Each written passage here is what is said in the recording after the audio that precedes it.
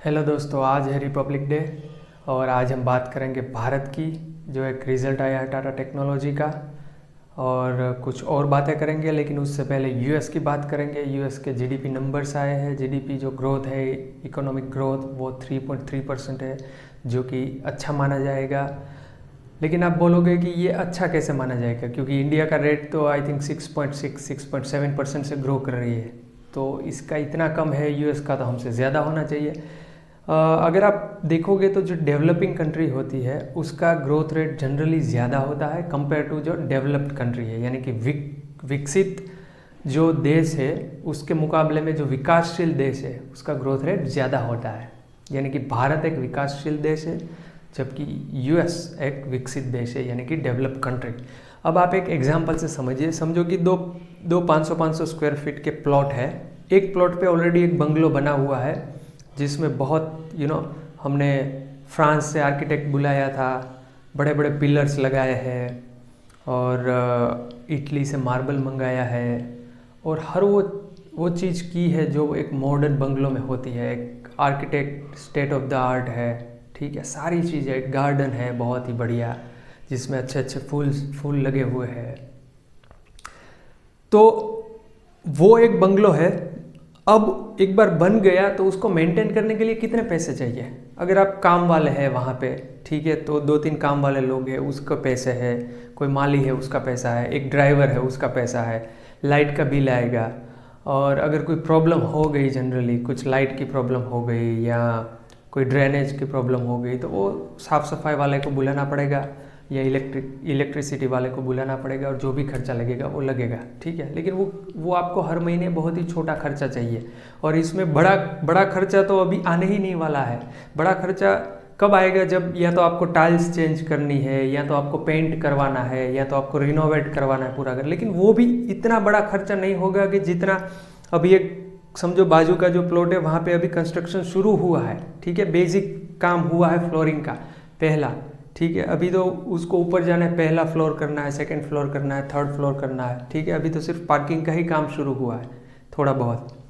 तो उसको क्या है कि हर महीने, क्योंकि 2-3 साल वो काम चलेगा, जो दूसरा प्लॉट है जहाँ पे अभी कंस्ट्रक्शन चल रहा है, तो उसको हर महीने लोखंड लेना होगा, आयरन के लिए पैसे चाहिए, स्टील चाहिए, सीमेंट चाहिए, लेबर लगेगा, इतने ज़्यादा लोग वहाँ पे काम करेंगे, ठीक है। तो अभी आप रहने नहीं गए, आपको खर्चा ही खर्चा करना है। तो ये डिफरेंस होता है दो इकोनॉमी में। जो डेवलप्ड है जो कंट्री, वो ऑलरेडी एक बना हुआ बंगलो है, आप समझो, अब उसको सिर्फ मेंटेन करना है। और जो डेवलपिंग कंट्री है वो अभी अंडर कंस्ट्रक्शन है, अभी तो उसे पूरा खड़ा करना है कि जब तक ये पूरा बंगला बन जाए, जैसे ये डेवलप कंट्री है। तो डेवलप कंट्री को सिर्फ सस्टेन करना है, उसको टिके रहना है, उसको जो उसकी ज़रूरतें हैं वो पूरी करनी है, ठीक है। लेकिन जो डेवलप्ड कंट्री है उसको अभी इंफ्रास्ट्रक्चर में बहुत सारे पैसे डालने हैं, उसको सारे जॉब मार्केट क्रिएट करने हैं, इंडस्ट्री को ग्रो करना है, एयरपोर्ट्स बनाने हैं, डैम्स बनाने हैं, बहुत सारी चीज़ें बेसिक करनी है, लोगों को एम्पावर करना है ताकि वो पॉवर्टी लाइन से, गरीबी रेखा से ऊपर आए, ठीक है। वो काम डेवलप कंट्री ने ऑलरेडी कर लिया है। तो ये डिफरेंस होता है दोनों कंट्री में, दोनों इकोनॉमी में, कि अगर डेवलप्ड इकोनॉमी 3.3% से अगर उसका जीडीपी ग्रोथ है तो वो अच्छा माना जाएगा। 2% के अबो कोई भी है, दैट इज़ गुड, क्योंकि उनको वहाँ पे सस्टेन करना है, उसको वहाँ पे टिके रहना है। जबकि हमारे जैसे जो देश है डेवलपिंग कंट्री, उसको बहुत अभी आगे जाना है, बहुत डेवलपिंग करना है, बहुत पैसे डालने हैं इंफ्रास्ट्रक्चर में, सारा एक स्ट्रक्चर खड़ा करना है। तो ये डिफरेंस होता है। और जेनेट येलन, जो उसकी पहले फेड की चेयर थी, अभी वो सेक है, ट्रेजरी की। तो उसके बाद उसका भी एक स्टेटमेंट आ गया कि हमारा इन्फ्लेशन भी अराउंड 2% है, जो फेड है वो उसी के अराउंड आशा कर रहा था, उसी के अराउंड काम कर रहा था कि इन्फ्लेशन को 2% के आसपास रखा जाए। तो we are happy with that. तो इसके ऊपर से यही सिग्नल मिल रहा है कि अभी जो यूएस इकोनॉमी है पिछले 2-3 साल से ख़राब फेज से गुजर रही थी कोरोना के टाइम से, वो अभी सुधर रही है, अच्छा हो रहा है। तो this is the beginning of good thing. और अभी नेक्स्ट 1-2 महीने में फेड की मीटिंग भी है, अभी नेक्स्ट कुछ टाइम पे ही। तो हम आशा कर सकते हैं कि शायद इंटरेस्ट रेट में इसका इन्फ्लुएंस हो, क्योंकि ये नंबर्स अच्छे हैं तो मेरे ख्याल से उसमें चेंजेस होना चाहिए पॉजिटिव, जो कि इम्पेक्ट करेगा टेस्ला जैसे स्टॉक पे, जो पूरे हैवी स्टॉक्स है जिसका मार्केट पर असर रहता है। बात करते हैं इंडियन मार्केट की। तो इंडियन मार्केट में LIC को नोट मिल गया है कि वो 9.9% तक HDFC में हिस्सा खरीद कर सकता है। LIC के पास बहुत पैसा है और HDFC अभी जैसे सबको पता है कि गिर रहा है, नीचे नीचे नीचे जा रहा है और पिछले 2.5 साल से वहीं पे बना हुआ है, जहाँ पे 2.5 साल पहले थे आज वहीं पर आके रुक गया है।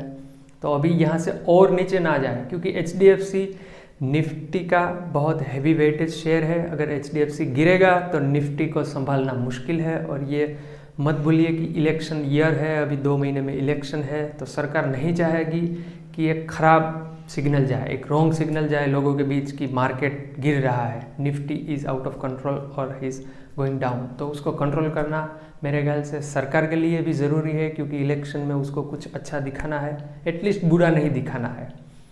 तो मेरे ख्याल से सरकार की ओर से ही LIC को नोट मिला होगा। हालांकि LIC बिकॉज गवर्नमेंट से इन्फ्लुएंस रहती है और उसके पास है पैसे, तो टाइम टू टाइम सारी governments, not just this government, सारी पिछली गवर्नमेंट है वो ये करती है।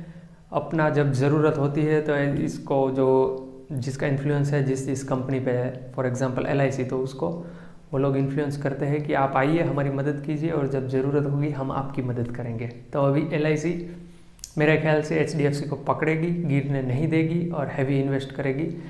तो जो अभी इन्वेस्टेड है HDFC में उसके लिए मेरे ख्याल से ये एक अच्छी खबर है कि यहाँ से ज़्यादा LIC नहीं नीचे जाने देगी, HDFC को पकड़ के रहेगी, क्योंकि निफ्टी को भी पकड़ के रखना है एटलीस्ट जब तक इलेक्शन नहीं हो जाते। तो ये हो गया HDFC का और LIC का। अब बात करते हैं टाटा टेक्नोलॉजी की। लास्ट नवंबर में उसका IPO आया था, 1200 के आसपास ओपन हुआ था, 1400 तक गया था। बहुत सारे लोगों ने उसमें IPO में भाग लिया था और बहुत मार्केट में सब ने आई थिंक ये टाटा का IPO भरा होगा मेरे हिसाब से, और बहुत ऊपर गया था। फिर वहाँ से नीचे नीचे नीचे करेक्ट करके आ गया और आज उसका रिजल्ट आया है, 15% ग्रोथ है। एक हैवी वेट कंपनी, 46,400 करोड़ का मार्केट वैल्यू है, 46,400 करोड़। तो एक हैवी कंपनी है, मेरे ख्याल से सब इसमें इन्वेस्टेड है। जैसे एक माइंडट्री है, राइट, सब लोग उसमें हैवीली इन्वेस्टेड है।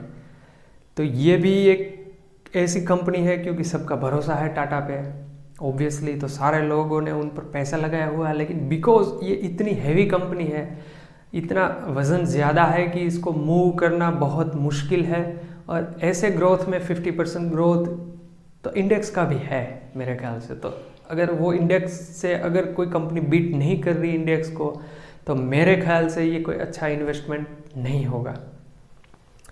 तो देखते हैं आगे के टाइम में क्या होता है, लेकिन अभी के लिए तो यही लग रहा है कि इसमें ग्रोथ नहीं है। इसकी बजाय और कंपनीज है, बड़ी कंपनी जिसमें ग्रोथ का है, क्योंकि इसका फ्यूचर अभी नज़दीक के फ्यूचर में ऐसे कोई प्लान्स नहीं है कि ग्रोथ को एक्सेलरेट करे।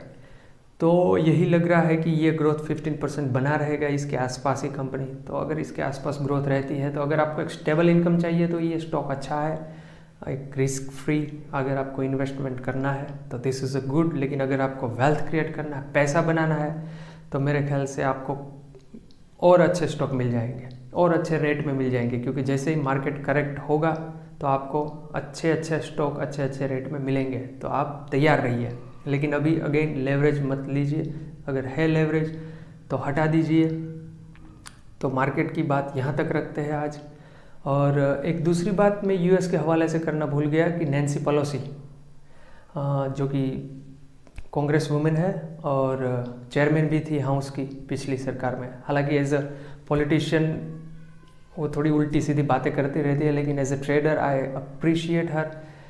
कुछ 10 दिन में वो $2,500 का उन्होंने कॉल्स में प्रॉफिट किया। एनवीडिया के शेयर में उन्होंने लॉन्ग किया था एनवीडिया का शेयर ऑप्शन में, और कुछ 2 महीने में तो $500,000 यानी कि $5 लाख का मुनाफा कर लिया है, जो बड़े बड़े ट्रेडर्स नहीं कर पाती। तो नैन्सी आंटी आई और फटाक से $5 लाख का मुनाफा कर लिया। अगर आपको नहीं पता है तो सिर्फ ये बताने के लिए कि ऐसा भी एक हो गया मार्केट में, जो अभी उस पर थोड़ी इंक्वायरी भी हुई है कि क्योंकि शी इज़ पॉलिटिशियन और इतनी पावरफुल है, इन्फ्लुएंशियल है, तो शायद इनसाइड इन्फॉर्मेशन निकाल के ये पैसे बनाए हैं, लेकिन जो भी है ट्रेडिंग में ऐसा चलता रहता है। तो उसने पैसे तो बना लिए, अब उसका कुछ ज़्यादा हो नहीं सकता। लेकिन एक ट्रेंड ये सेट हो रहा है कि जो बड़ी बड़ी कंपनीज़ है, हैवी वेट कंपनीज़ है, उसका रिजल्ट जो एक्सपेक्ट है उससे कम आ रहा है, या तो बहुत कम आ रहा है या तो कम आ रहा है। तो ये एक चिंता का विषय ज़रूर है कि आने वाले समय में इंडियन इकोनॉमी में क्या होगा। सारी हमारी जो आशा है वो फेड पे बनी हुई है, रेट पे बनी हुई है। जैसे इंटरेस्ट रेट घटेगा तो इंडियन बैंकिंग जो शेयर्स है उसमें प्रॉफिटेबली बढ़ेगी, तो मार्केट थोड़ा संभलेगा। मेरे हिसाब से यही होना चाहिए आने वाले टाइम में। देखते हैं आगे क्या होता है। आज तक के लिए इतना ही रखते हैं। अगर आपको ये चैनल, ये कंटेंट पसंद आ रहा है मेरे वीडियो, तो इसको लाइक करिए, शेयर करिए और सब्सक्राइब ज़रूर करिए। धन्यवाद।